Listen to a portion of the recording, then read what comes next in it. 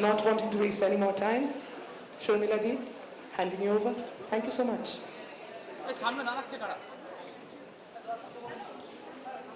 I don't know why I'm here. When Malavika rang me up and sort of asked me to do this, I kind of said yes. And then when I put the phone down, I said, what have I done? But then I realized that I'm going to be in Kolkata, so that's not so scary. And I've done these things before. And with Amartya, I've got my comfort level is, because I think whatever, and the fact that I'm going to ask you questions, can you imagine if you had to ask me questions and I had to give the answers? Well, that would be also quite interesting, I think.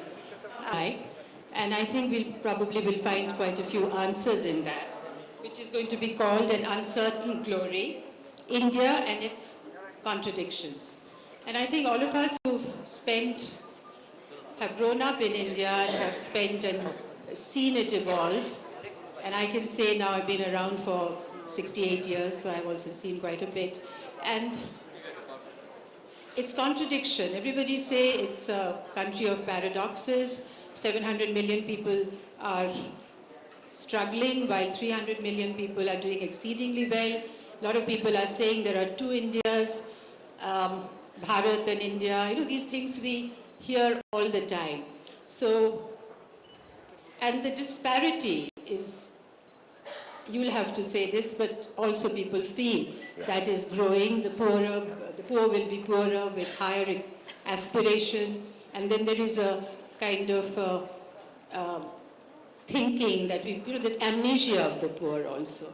So these are the things that we are going to talk about. So I know there are many, many things all of you will have to ask later. So without taking more time, let me just start.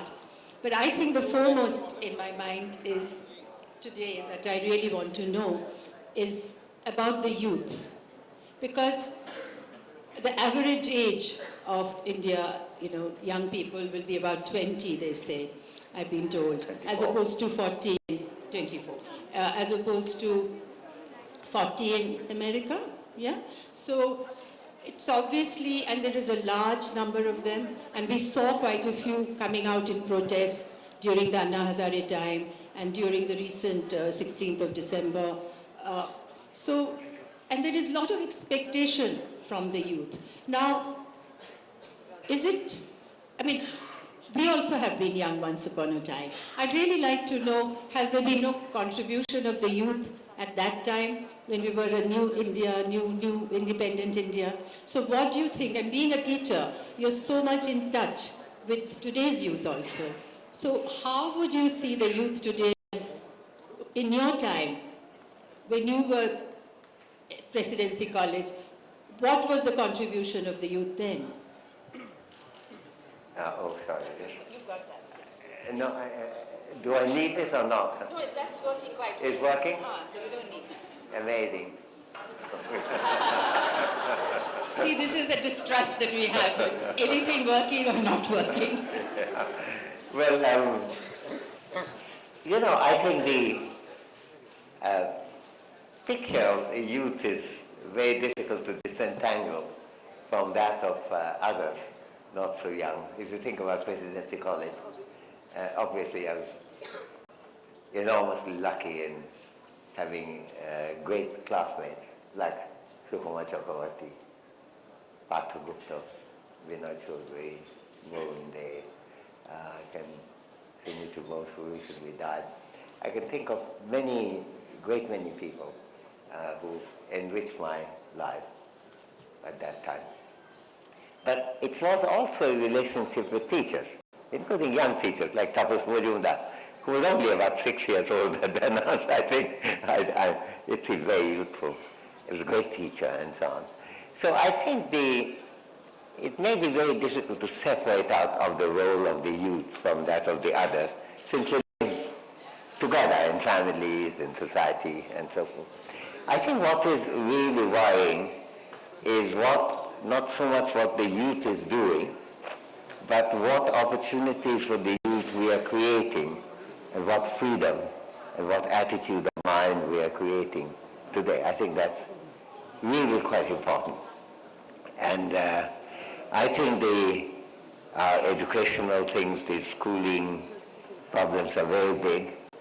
I was very lucky when with my Nobel money I could start these two trusts, one in India, one in Bangladesh. And we study the educational and health delivery. And the situation is really quite terrible. The schools are often inadequate, and there are few. Hospitals often are extremely inadequate. The healthcare is probably the biggest failure of India. But there's also the division of the class, of which caste is a part also. I'm not degrading it in the sense that caste has a status, but class is classification, which could be rich and poor, workers and others, or as Adam Smith put it, workers and masters. But there's also upper caste and lower caste. And these divisions are very big. And I think the awareness of that is far less in India than it should be. I mean, even when we people talk about, say, ordinary people, you're talking mostly about people who grumble about, say, high electricity price or cooking gas. Most Indians don't have any instrument in which cooking gas could be used. 1/3 of the Indians don't have electricity connection. When the newspaper hollered rightly that on the blackout day last year, 600 million Indians were plunged into darkness. And it's terrible, it's very good that the newspapers would holler, because it indicates a lack of system which needs remedying. But what they didn't mention, that 200 million out of those 600 million never had any power anyway. So they were not specially plunged that night. They're plunged into that every night. So I think if there was anything that I'm very, for me was very important, is the kind of questioning about what kind of India we are inheriting and how we could deal with that. And I think presidency was a wonderful place from that point of view. It's being revived now here, and I see Tagore who's chairing the mentor group here. But I think, our teachers were good, but I think the biggest thing were our students were terrific, and my classmates were, some of the conversations I had with Sukumar Chakravarti, yet even now I can remember how some horizons of mine were getting widened. I would focus on that, and now, in some way all that agitation about gang rape and so on, and we can talk about that later perhaps, has broadened something, an awareness. It hadn't fully broadened it was nothing as good as the protest that happened. And yet when people say that, it's so unusual in India, it doesn't happen in Bharat, that has all completely overlooked the fact that Dalit girls have been violated and molested and raped over the years, and still there isn't adequate protest on that. That doesn't mean we resent the protest we've got. I don't take the view that you either have a perfect system or nothing. On the other hand, it is really quite important to know what the country is like. There's a wonderful book, I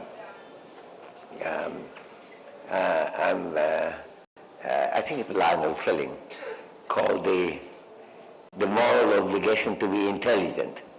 Now, it's a kind of slightly odd title, but I think the moral obligation to be informed is really serious. And youth is the time when information is at its biggest penetrating power. You know what, you had said so many things from Yes, I'm sorry. No. Point out it's wonderful, but we'll have to take all those things and we'll have to discuss them individually because they're also important.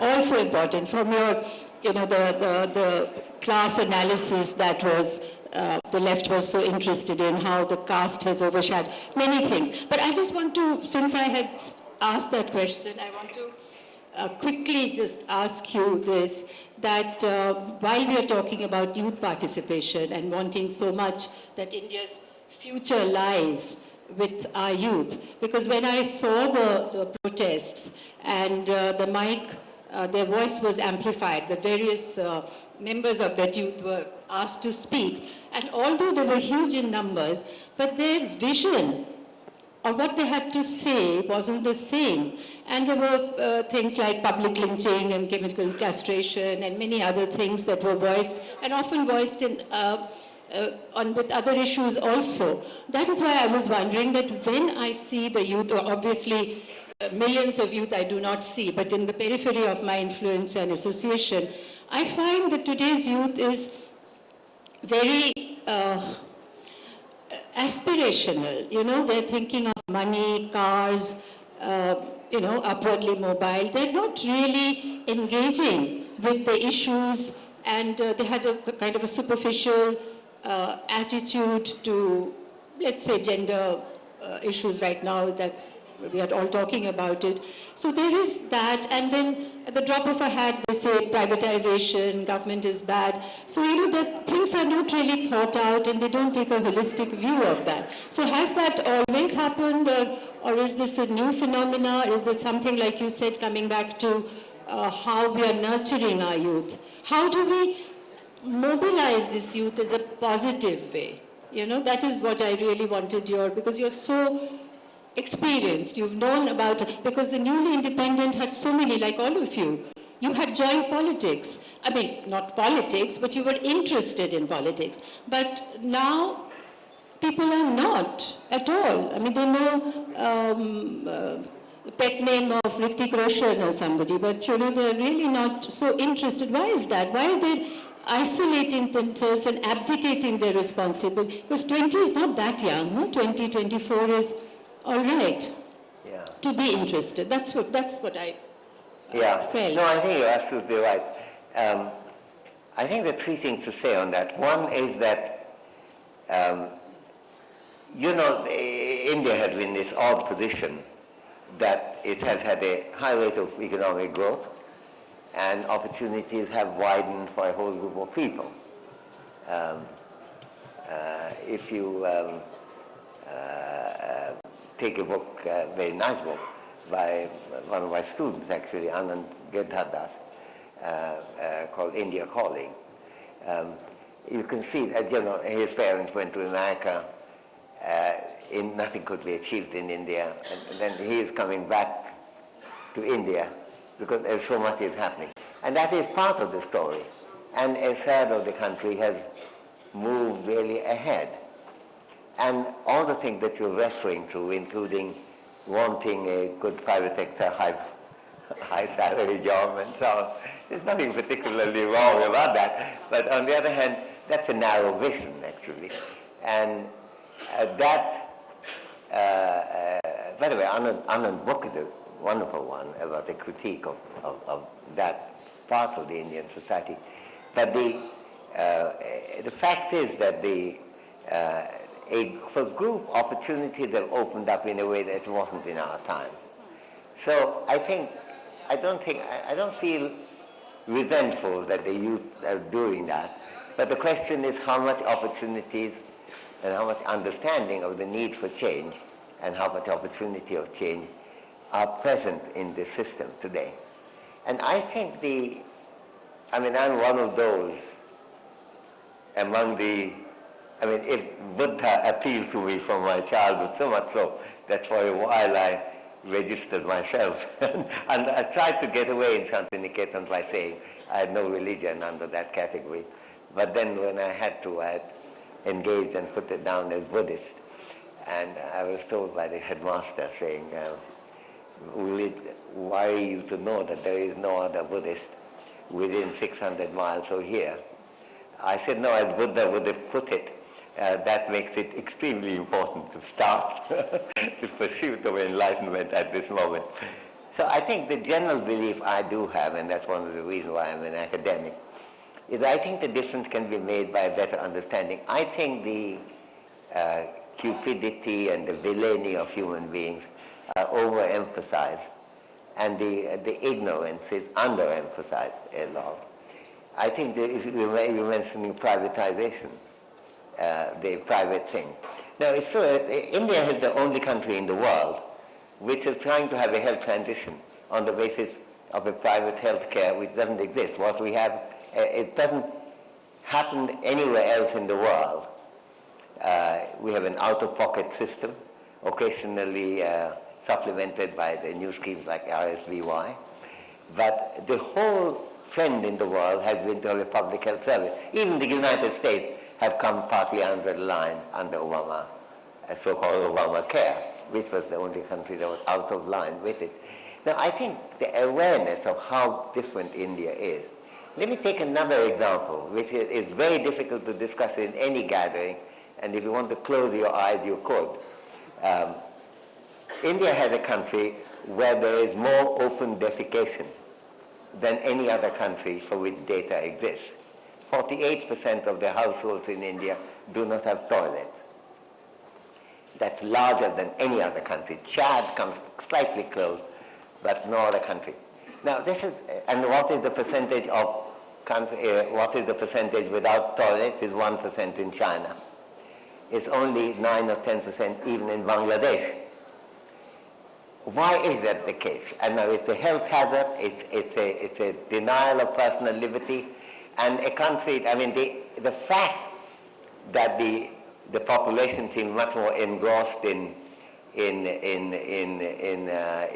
space travel and missiles rather than in flush toilets is really a tremendous ignorance at a full way. When the census of 1911 came out, and they were for a flutter for about 48 hours on that, then it died, and people never mentioned it.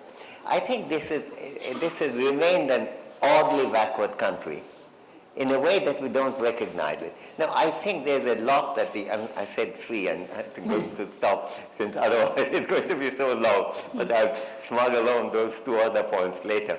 And I have got some numbers from the weight and so on. Yes. Also No, that's exactly what you're saying, because even the lack of toilets, the women have to go out at night, and that's another time, that's another reason why they're vulnerable at that That's time. one thing, but Also when people are dislocated, like when the government acquires their land and they build them accommodation elsewhere, they don't provide them with toilets. And this is sort of back of beyond. And even in a place like Gurgaon, when they're building the infrastructure, they don't do the sewer thing properly. So I don't know what it is about India that denies this. But we'll talk about health, because that's in my list of questions for you, because I want to talk about health. And I was just going through Sujata Rao, what she's written about the irregular growth in that, and how the rural areas are now being targeted, and what kind of, when you are outsourcing diagnostic things, and I don't quite understand it, and therefore I'd like you to explain that. But what you were talking about earlier about class and caste kind of overshadowing class issues, and this shift, how has it affected the political process is one thing I want to know. And also, who is Aam Aadmi? You just mentioned Aam Aadmi. Who is Aam Aadmi? Because a lot of us here, I think, the middle class, why there is so much protest when the gas prices go up, or I think all of us can, that 400 rupees difference in a month is not going to really affect us, or the electricity subsidy, if that is withdrawn from us, it's not going to make such a difference. And why are we not speaking up? I mean, while we are so interested in keeping those subsidies for ourselves, of course it overlaps on others also, but I feel we don't really need it. But why can't we speak up for people who don't have the voice? Isn't that one of our citizens' duty to do that? Yeah, so, absolutely. No, I couldn't agree more. So who's Aam Aadmi? And I think the confusion about Aam Aadmi, I'm not referring to only Kejriwal's party. I'm referring to the popular concept of popular concept of that. Namely that there has been a kind of redefinition of ordinary people. Ordinary people is the relatively poor of the privileged group in India. I had a wonderful friend, a few years older than me, who was presidency before me. We didn't coincide, but I coincided later, Ashok Rudra, who had a very interesting article in Economic Weekly called the intellectuals as a ruling class.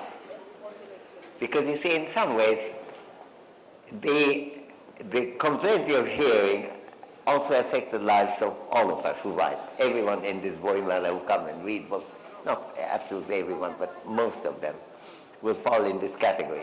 So that whether a gas cylinder is bought for 900 rupees or for 400 rupees with 500 rupees subsidy could make a difference. And yet in the context, most people don't have an instrument into which the cooking gas could be fitted. I think that raises the question. I had an odd experience. I used to be many years ago president of the Indian Economic Association, and I was asked last year by the then President Montek Singh Ahluwalia to give a public speech there. And among other things, I pointed out that there was some government, because the government had said that they will put a food security bill, and there will be some extra cost. And there was a whole holler saying, country cannot afford. Country can't afford to feed the children is what was being said. Now, there's an analysis of that, and there are 15 items of various kinds which absorb much more money. Even something which the finance ministry publishes every year, revenue foregone for not putting taxes. India doesn't have taxes on import of gold and diamonds. The revenue foregone for that is twice that of what was being asked to be put in the food security additional program. Now, I was very pleased that this led to some discussion, and indeed this was in December in Pune, 2011. Now, early in the February budget, the government included a little proposal, very modest, of putting a tax on gold and diamond imports. And there was such a lot of protest that they had to withdraw that. Because that's an organized group. But a group of underfed kids is not. So I think the whole issue of commitment based on understanding what's going on, I mean, there's a new food security bill is supposed to come out, and the same thing will go on. But there are not only 15 items which absorb more, but the critical nature of that is so big. You see, in some ways, you see, and this was my second point, there's so much admiration, rightly for China, for economic growth. But, I mean, China is not to be admired for democracy. Though from time to time I keep worrying. I think Pankaj Mishra expressed in an article in the New Republic whether in some way India is going towards China in suppressing liberty. And that worries me too. And we can discuss that too. But the important thing is that the Chinese have been concerned about having a high rate of growth on the Asian model. The Asian model was what? Japan, 1860s onward, based on public educational expansion immediately after Meiji Restoration, healthcare early, Korea, Taiwan, Hong Kong, Singapore, Thailand, China. Now, India is out of that. We haven't spent that. China spends 2.7% of its GDP on public healthcare, governmental expenditure. We spend 1.2. It's an outrage. And it's not the way it began. When Jamshedji Tata was beginning Jamshedpur, if you look at the life of Jamshedji's life by Lovett, Fraser, and Harris, he tells himself that it's not only an industry, it's a municipality. So I have to provide free education, free healthcare for everyone, not only my employees, but anyone in the neighborhood who could come. But from there we have moved away. even the last one, Bohr Committee, 1946, said that India's economic growth is affected by terrible health care. 46. After independence, we have a kind of no-nonsense pursuit of economic growth. I'm very much in favor of economic growth. But we shouldn't pursue economic growth with an extremely foggy idea about what economic growth is about. And we are the outlier in Asia in following a different model from the so-called Asian model of expanding human capability. Japan was the pioneer in that, and China has done the most in that. Thailand not only does it, but every year has a health seminar to discuss what are the problems of public health care. Our thing is to go privatize it, somehow subsidize it, and give them 30,000 rupees if there is catastrophic care, which goes to a private hospital, which can then provide an operation for a condition that you could have prevented if you looked after the kids well when they were small. I mean, it's a terrifying situation. So I think understanding of what's gone wrong, and the political, I've no grumble about the youth. I think getting high up in the world, as India suddenly become, in industries, you go to America and Europe and you find that, whether it's Deutsche Bank or anything else, being run by many Indians. On the other hand, I think the fact that there is enormous thing to be done in politics, if we define our problem well, I think there has been a real failure. It's not just a failure of the youth in any sense. That's exactly these paradoxes and the contradictions and the opportunities, and yet giving into a kind of vested interest group and prioritizing their needs more than the voiceless, which are sort of not an organized protest. So, well, you have been a champion of democracy, and none of us really want authoritarian rule. So how do you feel that democracy in India, what the way our forefathers, the makers of our constitution had visualized and predicted. So how has it evolved, the evolution of Indian democracy for the last 65 years? And we haven't really had that kind of representational. Even after 65 years, those voices are not there.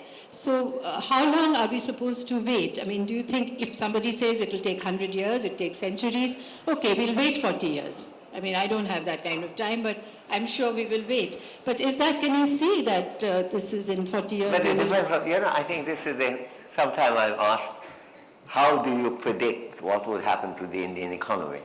And I said, look, there's a contradiction. Because I can't be both a predictor and a recommender. Because if my recommendation is successful, it will take very little time. If my recommendation is ignored, it will take, 100 years, as you say. So I don't think, I would rather not predict. I would rather be proactive. But you have been recommending, you have... No, I have been recommending, I have no problem with recommending.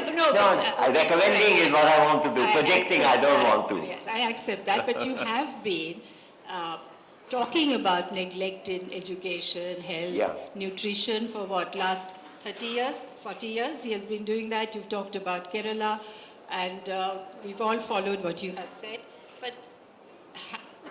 But it's still continuing. Are you seeing Kerala replicated anywhere? What is the state of Kerala now?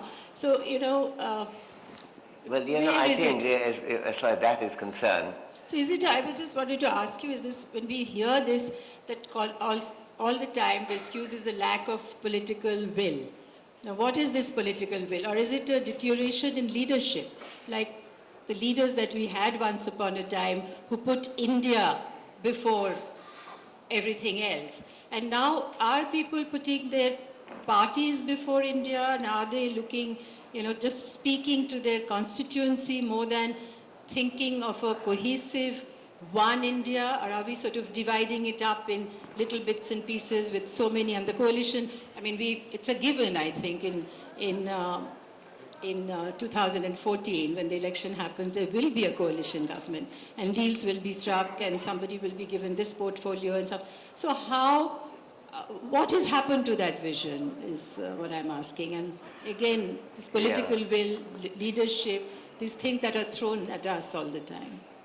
I think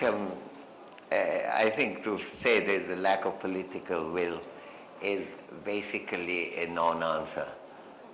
It's like what doctors say, it's an idiopathic illness, which really means damn all. Yes. But I think the political will is based on reasoned thinking by people. I have nothing against people applying their rationality, in which their own personal fortunes may also figure. But it could be many other things too. I mean, when I was giving Jamshedji Tata's example, it wasn't the case that the success of the Tatas would not depend on that. Of course it would depend on that. And yet, it was a broader, enlightened understanding of what society needs. There was a knowledge which wasn't present there.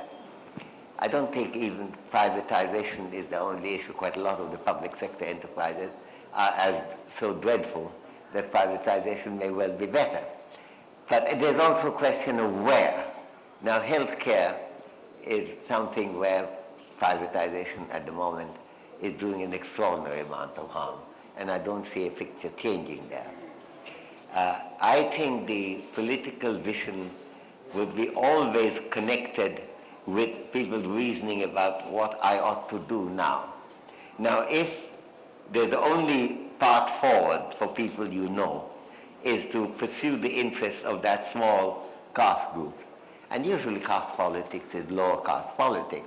You don't have so much Brahmin politics in a formal way, even though you could argue that some of the Hindu movement are like that, basically.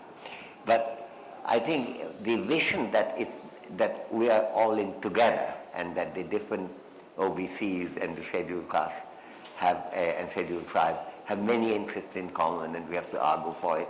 That requires a leadership. Now, I think sometimes I'm told, and it is true, that I'm particularly critical of left parties. And one of the reasons is you said that I was inactive. Yes, indeed. I was active for left parties. I was never a member of the Communist Party, but I was a member of the Student Federation, and I think Presidency College, when Student Federation first time won the elections, it was when I was dealing with it. So I feel particularly upset when I see the left parties going for cooking gas and electricity prices and armed army pursuit, rather than the broader picture. And I think here, if I may quote a relation of yours and a guru of mine, if to the extent that there could be a guru in my life, namely Rabindranath Tagore, namely that you could learn from all countries. Now, China wouldn't be a country to learn as far as democracy is concerned, but Brazil certainly would be. Mexico would be. Mexico has introduced universal health care. Brazil has introduced universal health care and gone beyond. And the kind of change that happened under the leadership of the two parties, from the first one under Cardozo and then under Lula, had made a major difference. When Jean Drèze and I, with whom I jointly authoring this new book, An Uncertain Glory, India and Its Contradiction, when we did our first book in '89, Brazil was the country we were criticizing most. It has grown fast, like India exactly. But it says the benefits haven't really moved in any way towards the poorer people. And there's a very simple way. The main method is public services. Good, efficient public services with cooperation of the unions, which is also very important for any left-wing agenda. So with that, the Brazilians have transformed life. And we all, even in the world scale, in the same period, India has risen in per capita income, where its position in living standard comparison has declined. Even in South Asia, we were the second best after Sri Lanka. Now we are the second worst, just above Pakistan. And I think Bangladesh has been comprehensively overtaken India in most of these human development categories, excepting per capita income. Now, I think it requires an engagement which I don't see coming from where you would expect it to come from, namely from parties which claim to stand for the people. And I think that is dramatically important. It isn't whether the tactical thing about opposing US-India nuclear thing was right or wrong. I happen to think it was a tactical mistake too. But that's a minor thing compared with what is the leadership that you're providing to the people of the country. And I think this is, and I don't expect it to come from, say, Hindutva-oriented parties. And I could expect it somewhat to come from Congress, but also much more from the left, I would imagine. And I think this is really something where political will is a force. Leadership is. Yeah. Yeah. But, India is so vast and so, at the moment, riddled with so many sectarian priorities, which is like, it's kind of electoral politics. Everybody is spinning something to their constituency, and the net result of that is a division is happening. Instead of unifying us as Indians primarily, we are becoming either Dalit or corporates or different headings, farmers, etc., etc. And these leaders are only talking about their particular right, and thereby not having an all-India appeal, all-Indian issue, the national issues like primary health, primary sanitation, at that level, nutrition, etc., but little things. So, yeah, leadership. So I was going to really ask you that we have talked about. That's not my primary question, but I would like to know that who can be that pan-Indian leader, that pan-religion, pan-everything, because everybody is dividing India, and naturally the people are also joining this or that, and then all of us are kind of spoken for. And the outside liberal thinkers are, handful, really, like yourself and some others, and we don't have really any group to where we belong. But having said that, I was just saying that, coming back to what you said, that at the moment we are talking about, like women's position, etc. But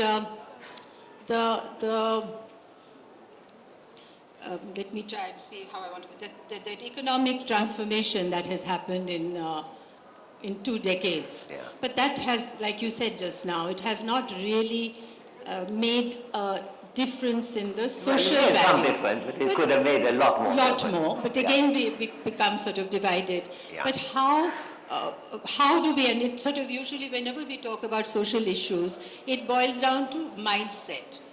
Again, there's another word which has all the time said is the mindset. Now, what is this mindset? Can you please decode what is an Indian mindset? We are all Indians here, I think. Not Bengalis and not Hindus. I don't think we have an Indian mindset, but there are mindset issues. Leela Seth gave a very interesting talk about the patriarchal mindset last year. And I think it's quite important that, and one of the reasons why the gender movement, the beginning with this gang rape issue, has been important, is to point out to that mindset. It's not shared by everyone. To say Indian mindset would be a disgrace because many Indians don't share it. I hope you and I don't share it. But that doesn't mean that mindset doesn't exist. So, but the way to change a mindset is actually, and this is where I have to invoke Gautam Buddha again, is enlightenment. Most terrible things that happen in the world happen due to ignorance. And I think engagement with that is the only way of dealing with it. Now, I wouldn't worry so much about who is the All India thing, because we have various identities. Bengali identity is very important for me. And, there are other identities that are important for others. But there is no, and this is another thing that Rabindranath, I think, taught us, that there is no contradiction between that. You could be a Bengali, an Indian, and a citizen of the world. And But don't want to dare not interrupt you. But I really want to say, shouldn't our primary identity be an Indian? I No. don't think we have a primary identity. It depends on what I did. When I want to read poetry, I would like to read Bengali poetry because I think, Bengal is part of India. Yes, but that's not the Indian identity. But it's not the Indian identity. Yeah. Because you are complaining about having sectarian identity as opposed to Indian identity. Therefore, it's not adequate to say it's part of India because you are complaining about not having this terrible term has come into literature, holistic. Sometimes when people use the word, it almost sounds they think there's a W at the beginning of that H. I'm getting lot of to sort of open it out to the public, but Okay. I just want to ask one question. I want to raise this question of values, that you have always stressed ethics in your economics. So do you think the ethics and morality is kind of taken a beating in this sort of backdrop of corruption and the corporates and government, and where are we there in that discourse? I've never been a believer that you could, that moral education, quote unquote, could make a big difference. I think it's a question of our living a life. And morality is part of the reasoning that we do. This would be in my interest, but it wouldn't be the right thing for me to do. Very simple thought. For that, you don't have to go to a Sunday school. It has to be something which is part of our general reasoning. And I think politics is part of that morality too. So moral is very important, but to the extent that we segregate it from the rest, I don't think it ends up playing that part. So I would like to integrate our thinking. What are the reasons for action? That's ultimately the question. Ultimately rationality, which includes sympathy for others, which includes commitment to do things that you regard as valuable. These are part of our rational commitment, moral commitment, and ultimately it's our prudential commitment too. So I would like not to compartmentalize it so much, and sometimes the moral reasoning will be particularly strong. When all these people drove past the gang-raped woman and her friend without helping, I think the moral failure there was abysmal. On the other hand, there is a moral failure also in the police not having a priority as to whose jurisdiction it can't be the right question, rather than taking people to the hospital. Not having the arrangement for policing is also a failure of morality. So at different levels it will come up, but each integrated with our living. But this, I was reading your article the other day in Hindu, and you had said that stigma and shame, like at the moment we don't even, nobody seems to point a finger, or they're socially accepted. We somehow have accepted these corruptions without questioning. I agree. Yeah, so And that's... I think that is really very important. Which is... I had oddly enough, I was advisor to the Italian Parliament when they set up, this was about almost 20 years ago actually, they set up something called the Anti-Mafia Commission. This is the only time I have traveled around followed with by six policemen, because, and I actually even went to Sicily to give a lecture. But one of the things I found out, I was helping a guy called Violante, who later became the chair of the Senate. It became clear to me how much the Italian corruption, what they call deontological failure, that they really used that very well, was two things. One, everyone does it. Yes. Second, I won't be able to go ahead if I'm alone not being able to do it. Yes. So there's no stigma, since that's standard. And secondly, I would get a competitive advantage is everyone is bribing and I'm not. Even with mafia, if I refuse to pay, I would be shot. Yeah. But if all of us refuse to pay, it's quite different. This has happened again and again in social action. Whether you look at Chinese foot binding, which was again a success only a a certain group of people, up to about 40%, agreed that they wouldn't let their daughter to be foot-bound. The relative success that has been happening in places like Senegal on gender mutilation came from a similar agreement. So I think the recognition, looking at each other and saying this may be common, but this is not standard, is really bad. I think that recognition is extremely important. And that's where there is a virtual circle on the other side of the vicious circle. Because as you get more and more involved, it becomes easier. All the studies seem to indicate for things like foot winding, gender mutilation, you need about 40-45% for it to become the groundswell to absorb it. So I think all these have been studied a certain amount, and I don't think there is a reason for hopelessness in any of them. But on the other hand, you're absolutely right that the fact that it's standardly accepted is really terrible. But it's not a question of buck up and change your mind. It's a question of do something social. Because it requires organization. Begin with us. Begin with us, but together with others. So let's hope that right now what happened after the 16th, that the churning that has happened, and I hope that the precursor of attitude, changes in attitude and changes in mindset. So now I think I've monopolized Amartya for a long time. Somebody come here and because my eyesight, so see and.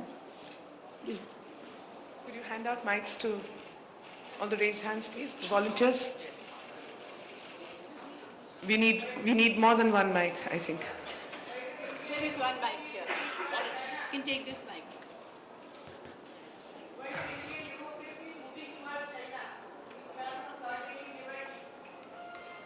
Sorry, I couldn't hear you. Where are you? First of all, where are you? He's right at the back. Indian democracy is moving towards China. China. Curtailing In democracy. what sense do you mean? Can we get a mic across there, please? Can we pass it down? If we could clear at least one passage, just one passage, please. Can I ask the question? All Can I go ahead with the right. question? In the meanwhile, you can It's ask a the related question. We'll so- come back to your question when you explain it. So we are going to get another question. No, sir. before. It's a related question. Sir, in the opening pages of Argumentative Indian, you talked about the culture of heterodoxy and it being an integral part of the Indian ethos and the existence of the pluralist perspectives. So in light of the recent events, the Rushdie affair, the Kamal Hassan and all this, so do you think that those ethos, they are being threatened and they are in danger? If yes, what do you see as the primary cause for that, and what is the way forward? Like why there has been growing intolerance about the existence of the other ideas? I hope I have made it clear, the question. Thank you. To make it very clear. Let me say three things. The first thing is just a preliminary point that I know enough about newspaper coverage to know that if I answer your question extensively, everything else I've said today would not be reported. And so I have to be very hesitant about that, okay? Secondly, after having said that and giving a brief answer, anything that makes the tradition of Indian constructive argumentative tradition more limited, that people have right not to be offended, and therefore you cannot say those things, becomes a limitation because it restricts the argumentativeness, which is such a constructive source of human progress and has been so in India. And thirdly, a lot of people who are enormously disadvantaged have enormous reason to complain about other things. You know, for example, not just scheduled caste, scheduled tribes, but actually the fact that even in West Bengal, if you look at the Muslim groups, in terms of the even-handedness of progress, the Muslim groups have not been as privileged as they should have been. To convert that into a completely different kind of issue and getting offended about something else is distracting attention from the real disadvantage that exists. Having said that, let me end by saying This is not the only thing I said in this meeting today. I think we can take the question from the back now, finally.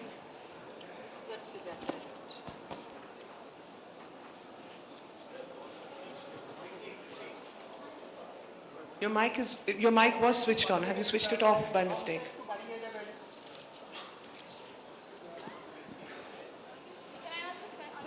Pass it on. Hello, Yes, please. hello. Good afternoon, sir. Good Hello. afternoon, ma'am. Can I be heard? Yeah. What I was asking, is Indian democracy moving towards China in terms of Yeah, but curtailing explain to me, liberty? what do you mean? I mean, we have been seeing a lot of incidents of intolerance against freedom of speech. Lot of what? A lot of intolerance against freedom of speech and the freedom of expression. People are Yeah. being asked not to hurt others' sentiment. Yeah. Instead of not being told others Yeah, not to be I hurt. think the comparison with China in this case is not very helpful, really, because they have a very different kind of system. We have a system whereby freedom of speech is protected in a way that if there are violations, we have reason to protest about it. In the case of China, it's a different thing. There's not that there is no criticism within China, and I do have association with Peking University as well as People's University in China. I know that there's an enormous amount of constructive criticism that comes, but it isn't the kind of right that Indians had from 1947 onwards. So I think whatever the nature of intolerance in India might be today, to begin by comparing with China is a mistake, because India will come out relatively better in terms of tolerance of speech. But that does not make it adequately good. All right. The lady here has been asked. Good afternoon, sir. Good afternoon, ma'am. It's indeed a privilege to be in the Closer. same room with you. Can you both. hold it closer? Good afternoon again. Yes, I know, I got that one. Okay. Sir, I'm a pediatrician and I work with child health mostly from the underprivileged sector. My question to you is, with India being a signatory country to the MDG goals and 2015 soon approaching and we are nowhere near achieving those goals, and with, like you said, Bangladesh and Sri Lanka marching way ahead, is our budgetary allocation for things like the space research, where we are spending crores on Chandrayaan, is more important to the government than to taking care of the children of India? I just want to know whether the government has its priorities right regarding the budgetary allocation. Yeah. I think there are three things again there to say. One is that, yes, I think the government should pay more attention to the human development indicators, which are basically in an extended form with what the United Nations MDGs, the Millennium Development Goals, are, and certainly, but not just the government. Public has to take much greater interest in these subjects. Very few people, whenever I've tried it, are surprised to hear that Bangladesh is ahead of us in many ways. The fact that immunization rate in India is below 70%, complete immunization, whereas Bangladesh is 96%. I don't think it's known. And, somehow I don't see people's grievance about that. We should celebrate what Bangladesh is achieving. And it indicates that you can achieve it if you do the right thing. The fact that the Women's Agency made a big difference in Bangladesh is an enormously important recognition for us. That's taking us beyond the Millennium Development Goals to what was called the Millennium Declaration, which preceded the Millennium Development Goals, which dealt with human rights, which dealt with equity of women and men, it dealt with democratic rights and so on. So I think, yes, the government should pay attention, we should pay attention. There's nothing as easy for us to say, sorry, we're trying to do, we should have done that, but the government isn't doing that. Now, if you live in a democracy, what the government does depends on what you demand it to do. And therefore, that's a call for activism. It's not an call for sitting in a chair and saying, let government do the job. Secondly, it is the case that the government can do a lot more job than it's doing. Healthcare in particular is one of them. I think even privatization in schooling is not been an unmitigated blessing. In fact, it had a lot of problems. In healthcare, it's been a disaster, actually. So I think, yes, we ought to think about that too. The third thing is to recognize that it is possible to change these things. The Bangladesh story came, I mean, it's not long ago Bangladesh was taken as a basket case, to use that terrible expression that Americans do, which means that there's no way you can help it, somebody, a person in a basket with no legs, no arms, no nothing. But it managed to do it, and I think human agency is very important. I think the big thing in our analysis in Bangladesh is the fact that women got involved in it very early in a very strong way, in family planning, in immunization program, in healthcare. In every field of these, proportion of women workers is enormously higher than that in India. Even that the toilet case that I was mentioning, Bangladesh used to have a similar ratio as India, half without toilet. There was a particularly active program of pursuing it, even if necessary, not flush toilet, but a traditional toilet. And I think it's a we as we sow is the main thing to recognize, and the sowing has to be done by us, not just by the government too, but we have to also ask the government, do these are the things that we expect you to do. That's the way I would tend to reorient the direction of thought that you express. But in general, I'm in agreement. I'm sorry, but we have time for just one more Actually, it's my fault really, because I have to go to Patna. I've got to give 2 more talks today in Patna. So I'm actually also really have to wrap missing this up. the next meeting where Navnita and Anta are going to discuss things. I have to be on my way towards the Patna Calcutta airport first, and then the Patna airport. It's I'm really... sorry about that. But we can go on for a little bit longer. Just one more question. I see have 2 one? people with the mic. Why don't you give a woman So my question is on education, state education especially. I've been an ardent follower of your writing. Where? Just get to the question, please, quickly. So I'm basically, sorry. I just wanted to ask you about the MA entrance examination, which was about to start in the state, and which actually got stopped because of the the universities, the Jalapa universities integrated MA examination in 5 years. So I just wanted to ask you, how do you kind of review this, or how do you think this is going on? I mean, our governments have failed us. Will our education institutions also will? very well? Can you come forward and speak? No, and also, I don't know if this is very Can relevant you to make a this short discussion. question, like one sentence? So I just wanted to ask you that is MA entrance examination, if conducted by a state board, will it infringe into the university's autonomous functioning? You know, I'm always flattered when people think that I know a lot more than I do. I have absolutely no clue what you're talking about. I just have a question on FDI, if I could.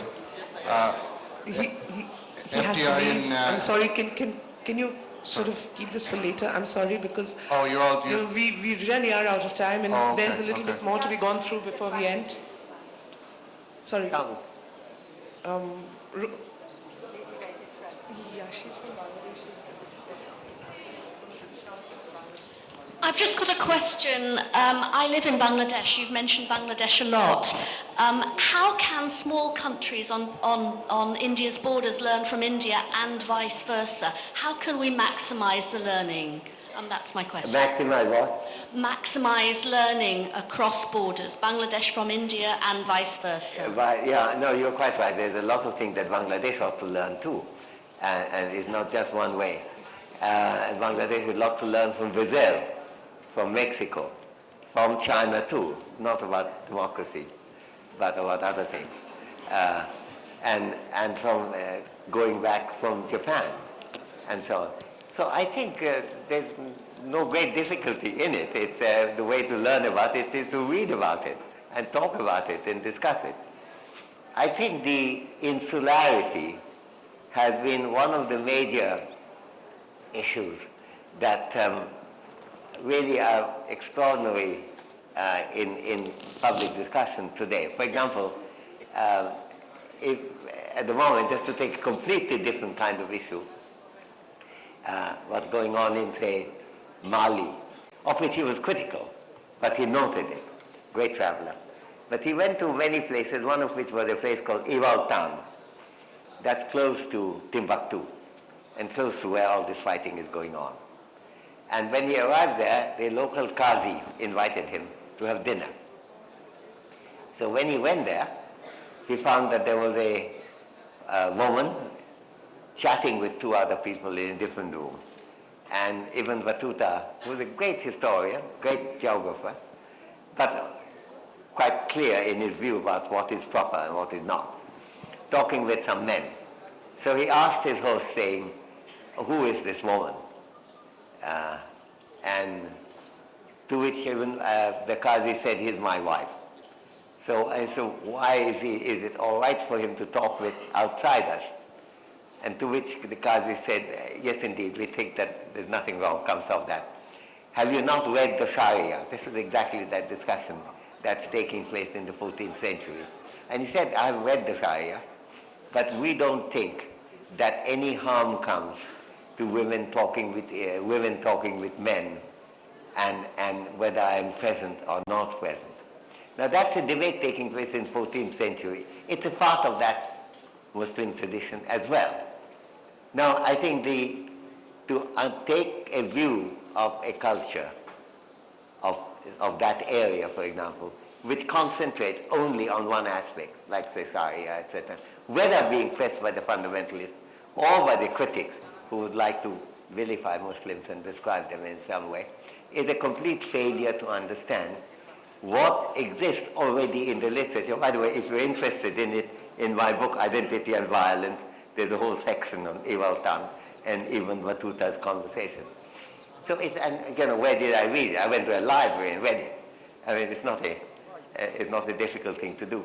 So I think you're pointing to something tremendously important. I'm delighted you did that. Namely, we have to have a real curiosity about learning about what's going on where.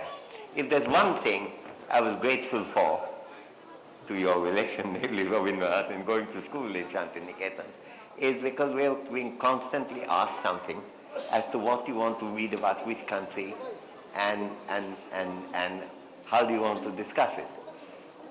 The standard school in Calcutta, good school too, where very good education being offered, but for one thing, history was part of Indian history and British history, of course. Not even anything much about the French. And there was a kind of limited universe. And I think what Rabindranath was doing is to break out of the limited universe. That breaking is not complete, I'm afraid, yet. And the case for that is extremely strong in Bangladesh, in India, in China, in Japan, Brazil and Mexico. It's a question of learning from each other. There is no perfect country in the world. All of the countries have defects of one kind. Any one of the countries to which I've made admiring references, I can point out real failure. And yet there are other countries which have not failed in that. I think it's that broadening in policy, and if I'm mentioning great people's names, I began with Rabindranath, but I would also go on to Gautam Buddha, that enlightenment is solution, as you suggested, to most problems. And I'm afraid that applies here too.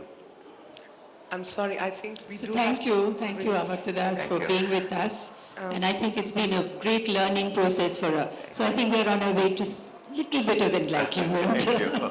I'm so grateful and thrilled to be with Sharmila. I would now request Mr. and Mrs. Ujjwal Upadhyay to come up on stage, please, and felicitate Professor Sen. I think you better come close. I should have a photo op. চেঁচাবেন না।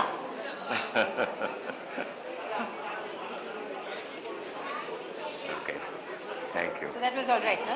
Wonderful. Thank Yeah, you. all Thank right. you. So when do I see you? You're not coming to Kolkata, do? But we'll see you. We'll see you sometime. Okay, Sometime. good. Be Thank you. answered.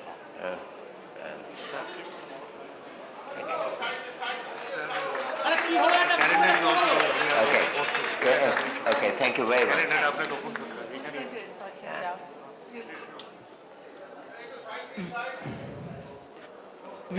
We have one little task for Professor Sen, one more little task. If you could kindly, Opening. and if you could sign it, sir, please. Amartya, আমি এটা ওকে কি answer রাখি? This is a calendar celebrating 100 years of the Nobel Prize, of the Nobel coming to Asia. Now I'm sorry, that's nothing. You only know to show this.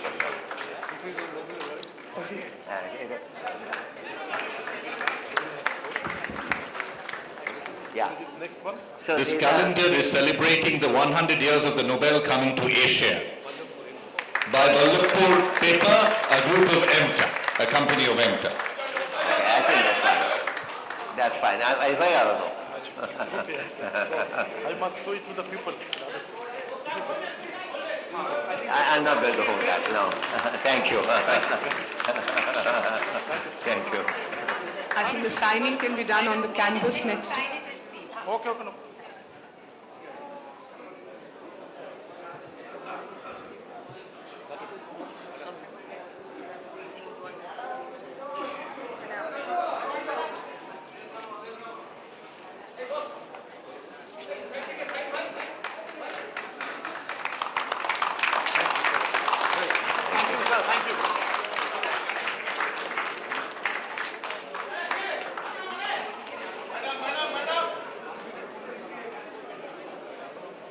আচ্ছা ঠিক আছে চলি হ্যাঁ thank you Thank you so much, ladies and gentlemen. Thank you.